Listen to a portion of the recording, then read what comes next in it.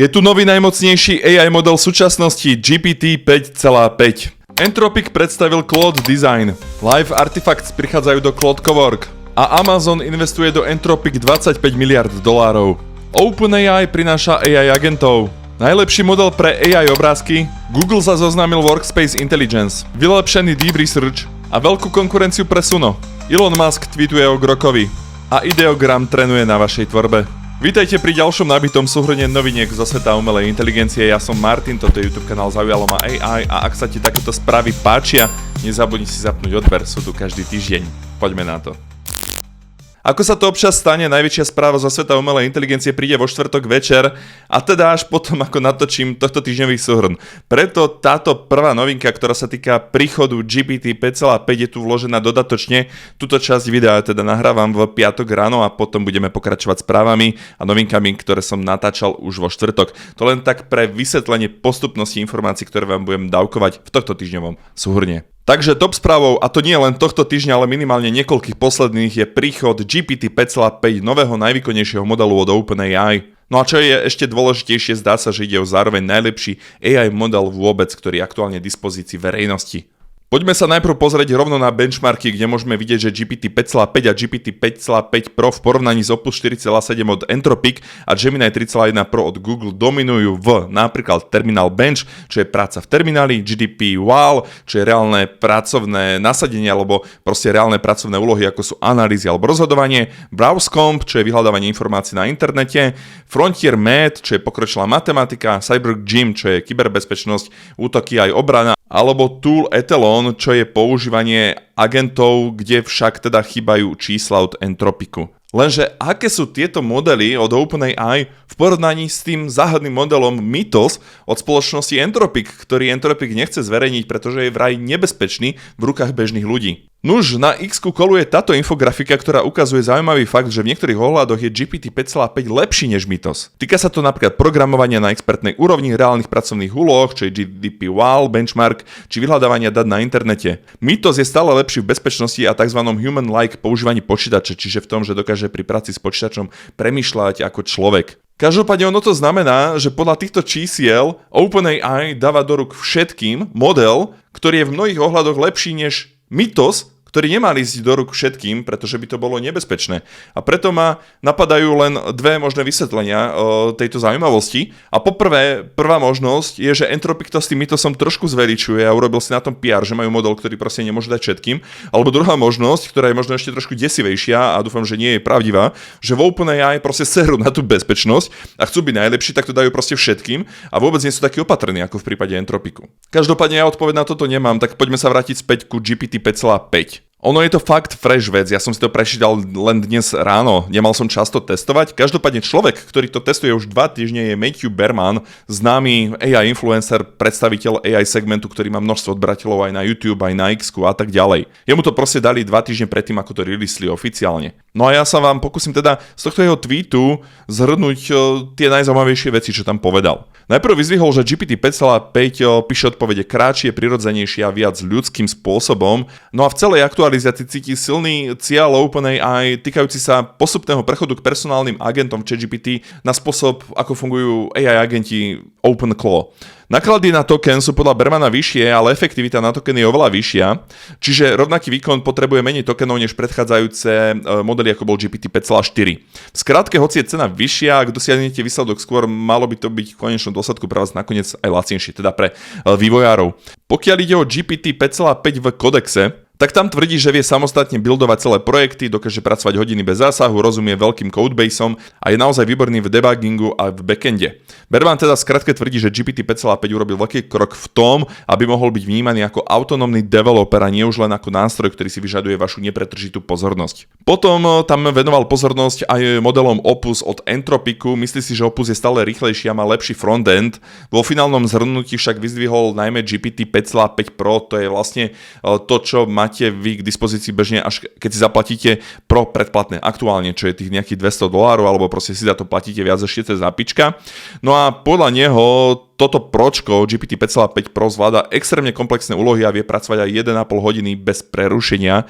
Rovnako vyzdvihol u neho aj silnú schopnosť pri práci s integrovanými toolmi. V skratke, podľa Matthewho Bermana GPT 5.5 je nový najlepší model na trhu a jediné, čo mu vyčíta, je to, že pracuje pomalšie ako Opus. Každopádne bolo by veľkou chybou, keby som sa nevenoval GPT 5.5 v kodexe. Príchod GPT 5.5 do kodexu je totiž v podstate veľkou zásadnou zmenou, kde to prechádza od len generovania kódu do v podstate starostlivosť o celú robotu v tejto platforme. Dokáže totiž pracovať naprieč prehliadačom, súbormi, dokumentmi a dokonca aj s vašim počítačom. Ako uvádza OpenAI, v prehliadači už nejde len o to, že si vie pozrieť jednu stránku. Codex teraz dokáže reálne integrovať s webovými aplikáciami, dokáže klikať na jednotlivé obrazovky, testovať celé flow, vyplňať formuláre, robiť screenshoty a na základe toho, čo vidí, vie iterovať, až kým úlohu naozaj nedokončí. A to je teda samozrejme obrovský krok smerom k autonómnym agentom, ktorí vedia same preklikať nejaký softwarový nástroj alebo interný admin. Druhá veľká oblasť sa týka dokumentov a Office nástrojov. Tunak OpenAI zase uvádza, že kodex s GPT 5.5 teraz generuje výrazne kvalitnejšie tabulky, prezentácie aj textové dokumenty, či už v Microsoft Office alebo v rámci Google Drive. K tomu pridali aj nový file weaver priamo v aplikácii, takže tieto súbory vie rýchlejšie prezerať, upravovať, iterovať, kým nie sú v stave ready to share, čiže pripravené na zdieľanie. No a tretia vec, na ktorú upozornili alebo level, je samotný počítač, čiže computer use v kodexe. Tam z GPT 5.5 je výrazne lepší, vie sa pozerať na to, čo máš na obrazovke, vie klikať, písať, scrollovať, prepínať medzi aplikáciami a prinášať kontext naprieč rôznymi nástrojmi. Prakticky to podľa nich znamená, že AI agent už nie je len v chate, ale začína ti naozaj obsluhovať celý desktop a workflow. Takže to je asi všetko, čo som si takto stihol narýchlo naštudovať a zozbierať o tejto veľkej aktualizácii do OpenAI. Skrátke GPT 5.5 je veľký krok vpred, aspoň takto vyzerá. Určite sa ho oplatí poriadne testovať, najmä v kodexe, podľa toho, čo som najmä teraz v posledných minútach hovoril. Poďme však aj na ďalšie správy, pretože tento týždeň toho bolo nesmierne veľa. Teraz poďme k Entropiku, potom sa ešte vrátim k OpenAI. Ako som vravel, tie nasledujúce minúty už budú vychádzať z toho, čo som nahrával ešte pred touto najväčšou novinkou týždňa od OpenAI v podobe GPT 5.5. Takže pokračujeme. Entropic aj tento týždeň chrlil novinky ako na bežiacom páse. Začneme tou, ktorá bola zrejme najvirálnejšia. Entropic totiž spustil Claude Design. Ide v podstate o veľmi kvalitný nástroj na dizajnovanie, ktorý ovládate bežným promptingom, čiže vlastnými slovami. Claude Design teda popíšete, čo chcete vytvoriť, napríklad landing page alebo marketingový vizuál pre vašu firmu a on vám to postaví. Dostupný je na webe claude.ai/design. A dosadnete sa k nemu cez svoj klasický Claude účet. Musíte mať však zaplatené aspoň pročko. Pod kapotou tohto riešenia je Claude Opus 4.7, ktorý je najvýkonnejší aj vo vizuálnych úlohách. Vďaka tomu Claude rozumie obrázkom, spracuje husté tabulky aj detailné screenshoty. No a na týchto ukážkach môžete vidieť, že to dokáže tvoriť dizajny cez rôzne animácie po text, streaming, wallpapers, aplikácie, proste čokoľvek vás nápadne. Nože na X kukoluje množstvo rôznych vecí, ktoré vyzerajú fakt cool, tu je napríklad dizajn newsletteru vybudovaného práve cez Claude Design. Tento tool je teda určený pre kohokoľvek, kto potrebuje urobiť špičkový vizuál, cez profi dizajnerov až po úplných amatérov. No a čo sa osobne mne veľmi páči je to, že ho môžete vytrénovať pre váš design štýl, tak napríklad tu môžete na obrazovke vidieť, že Claude Design som skrz jednoduchý postup vysvetlil základy môjho design setupu, môjho webu, ktorý aktuálne prechádza redesignom. Čiže on rozumie všetkým tým textom, farebným škálám, tomu, aké tabulky by ten dizajn mal mať. A to zároveň znamená, že keď tomuto design setupu už chápe, tak on môže generovať na základe toho design setupu aj ďalšie veci. Čiže keď budem chcieť vytvoriť nejakú infografiku za účelom môjho biznisu a budem chcieť, aby to držalo ten grafický setup z môjho webu, tak jednoducho ho to použije. Rovnako tak mi môže pomôcť s animáciami do videí a tak ďalej, čiže ten potenciál je obrovský. Problémom tohto všetkého je však žiaľ z môjho pohľadu aktuálne cena. To, koľko to stojí. Áno, natrénoval som ho na ten môj design štýl, čo sa naučil z toho webu, ktorý pripravujem, ale ďalej som sa už nepohol. V podstate všetky tie kredity, ktoré som mal na to určené, mi to minulo. Ja si platím to pročko za tých $20. Takže ten Claude Design je skvelá vec, ale podľa mňa reálne, ak na tom chce niekto niečo tvoriť, tak budem si musieť zaplatiť minimálne ten vyšší program za tých $100 mesačne. Každopádne to by nemala byť prekažka pre tých, ktorí sa tým živia, lebo pre nich je to veľká vec. No a ešte by som k tomu doplnil, že tam bola integrovaná pre spoluprácu s Cloud Design aj Canva. To znamená, že nejaký základ si vytvoríte v Cloud Design a potom tie doľaďovačky môžete robiť už priamo v Canve. Poďme ale k ďalším správam od Entropic. V Cloud Cowork totiž pribudla ďalšia silná funkcia, tzv. Live Artifacts. Sú to dashboardy a trackery, ktoré sú napojené na vaše apky a súbory. Tieto artifacts možno už poznáte z Cloudu, ono to je vec, ktorá tam je už možno aj vyše roka, ale zatiaľ len v tom klasickom Cloudovi, nie v Cloud Cowork.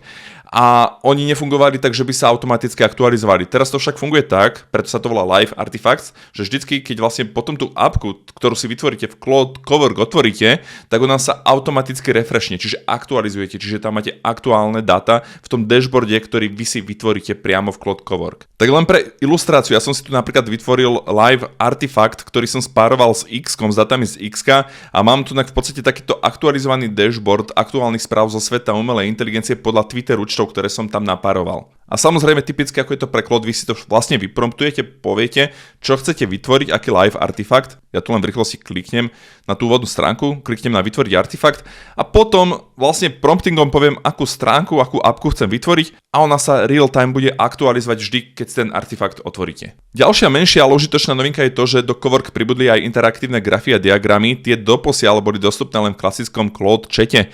Čiže ak používate Cloud Cowork, môžete si teraz vytvoriť diagram alebo graf aj z nejakých dokumentov, s ktorými pracujete priamo pomocou tejto aplikácii vo vašom počítači.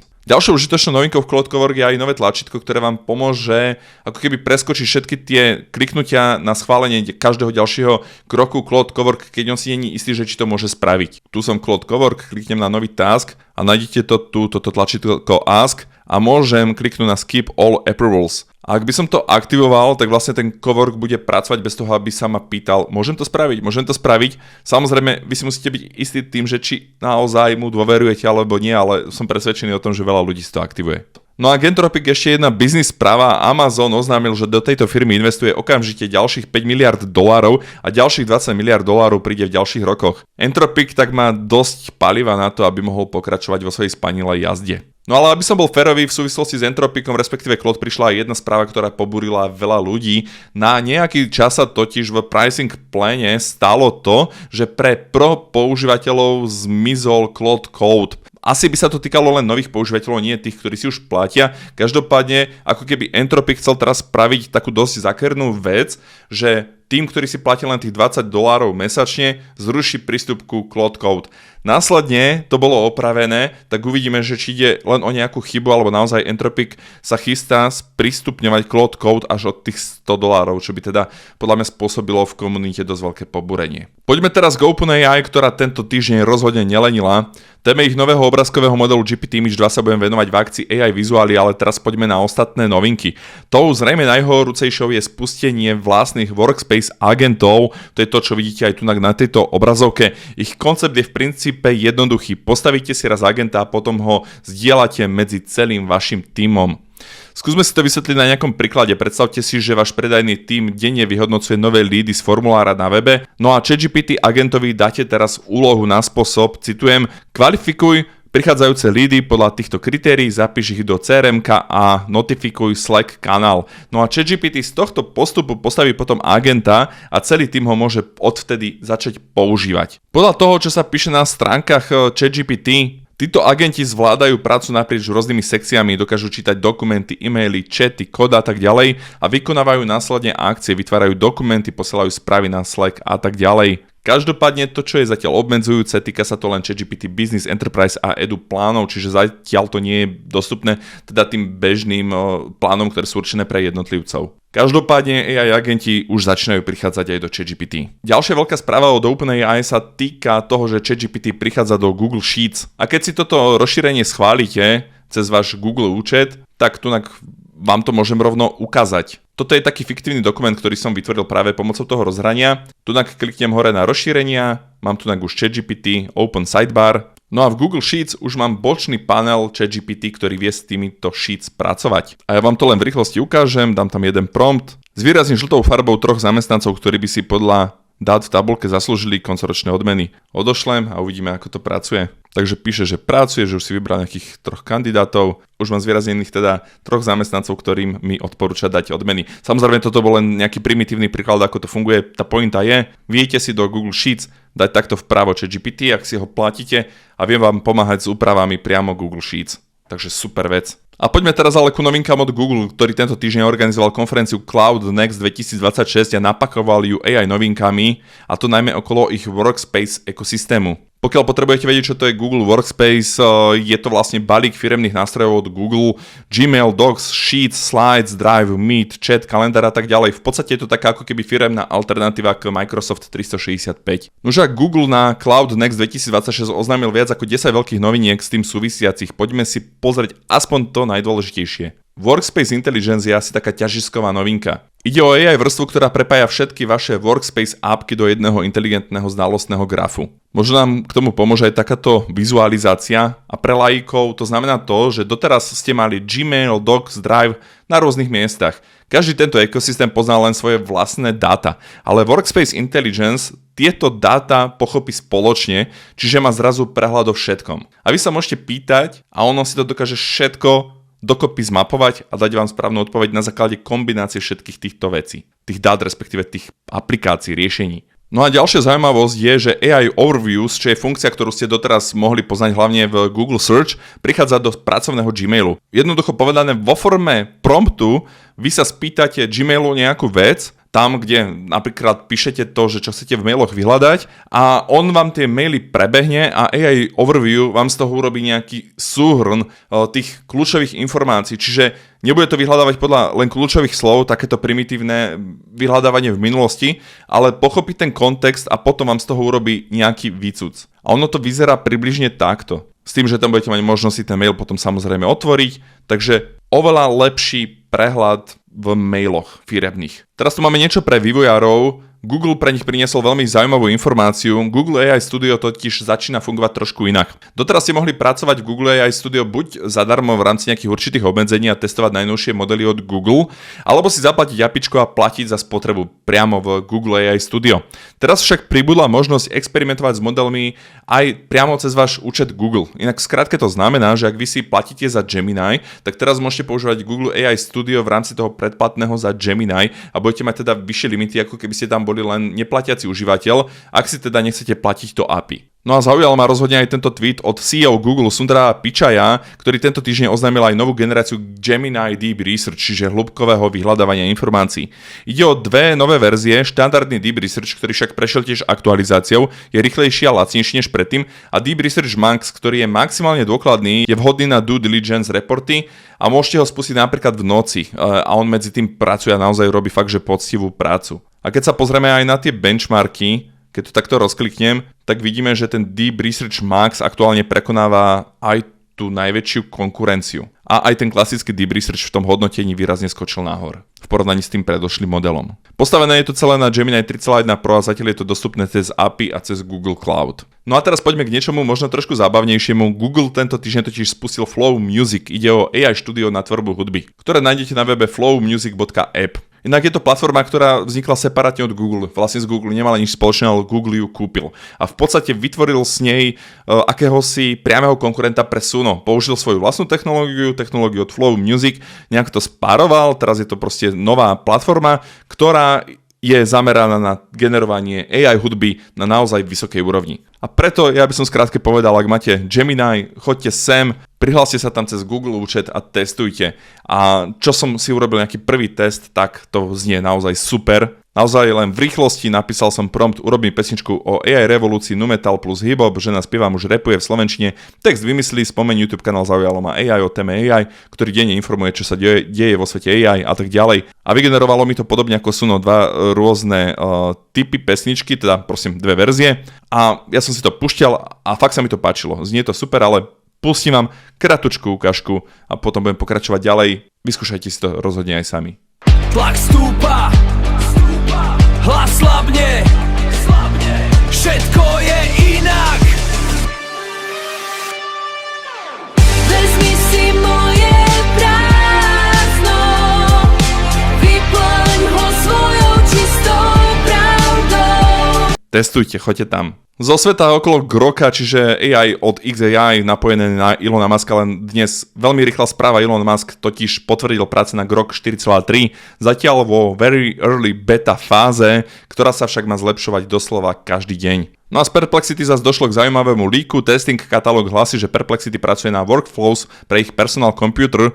Každý workflow tam bude mať vlastné UI, ktoré od vás zozbiera potrebný kontext pred spustením. Inak povedané, prakticky každý z workflowov by mal byť akýmsi samostatným startupom. No a čo sa týka Perplexity Computer, je to vec, ktorá ma úprimne že extrémne zaujíma a zvažujem, že si tam zaplatím ten $200 balíček a aspoň mesiac sa budem snažiť automatizovať čokoľvek ma napadne na tých agentov Perplexity Computer, pretože tá moja skúsenosť s tým, čo som tam zatiaľ robil, je fantastická, lenže žere to veľa kreditov, takže asi sa do toho pustím, ale možno taká výzva pre vás, ak niekto už používa Perplexity Computer v rámci predplatného Max a má k tomu nejakú spätnú väzbu, podiel sa v komentároch dole pod týmto videom o tvoje dojmy. Inak ja som k Perplexity Computer už točil video, volá sa to Úvod do Perplexity Computer za 10 minút, nájdete si to v archíve tohto YouTube kanálu. No a kým sa dostaneme k rubrike AI vizuály, opäť rýchla info, ak nemáte stále umelej inteligencie dosť, sledujte aj môj Patreon Zaujalo ma AI, kde vám každý jeden deň prinášam jeden vygenerovaný podcast k top fintech AI téme, ktorú si nájdem, sám vypočujem a zdieľam ju aj s vami. Vyskúšajte si to na 7 dní zdarma a potom sami uvidíte, že či je to niečo pre vás, alebo je to niečo, čo vás nezaujíma. Každopádne ja si myslím, že je to super pre obohatenie našich vedomostí o ďalšiu zaujímavú tému, respektíve veci, ku ktorým by si sa možno inak nedostali. Link na ten Patreon je dole v popise. No a poďme k tým AI vizuálom. OpenAI oficiálne tento týždeň spustil ChatGPT Image 2.0, respektíve GPT Image 2.0.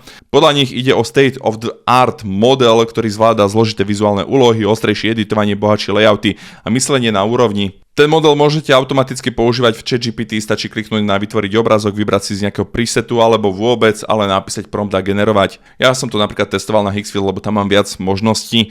Napríklad viem si tam nastaviť pomer strán, výstupnú kvalitu samotného obrázku, rozšírenia a tak ďalej. Každopádne môžete to robiť aj na ChatGPT, to je už na vás, ale tu na toľko možností nemáte. No ale ten point je, že hneď ten model sa dostal na prvé miesto na Arena AI a výrazne predbehol modely Nano Banana 2, Nano Banana Pro. Ja som k tomu už točil video, preto sa tu nechcem tým príliš zdržiavať. Je to najnovšie video na tomto YouTube kanáli s výnimkou toho videa, ktoré práve teraz sledujete. Takže nájdite si ho v archíve a pozrite si to. Robil som tam viacero porovnaní medzi Nano Banana Pro a GPT Image 2, že či je to naozaj také dobré. Dával som tie príklady aj na môj účet na X-ku, pričom v mnohých ohľadoch ma to naozaj šokovalo svojou kvalitou. Predovšetkým pokiaľ ale ide o prácu s textom a infografikami, toto je GPT Image 2 a tunak to doslova fakt, že rozdrvilo tú konkurenciu v podobe Nano Banana. Nano Banana proste nedokázal takúto infografiku spraviť. Takže link na to video, ak vás zaujíma viac, je v popise. Poďme na ďalšiu vec. A to je vlastne to, že GPT Image 2.0 prišiel aj na Hixfield, to som už spomínal.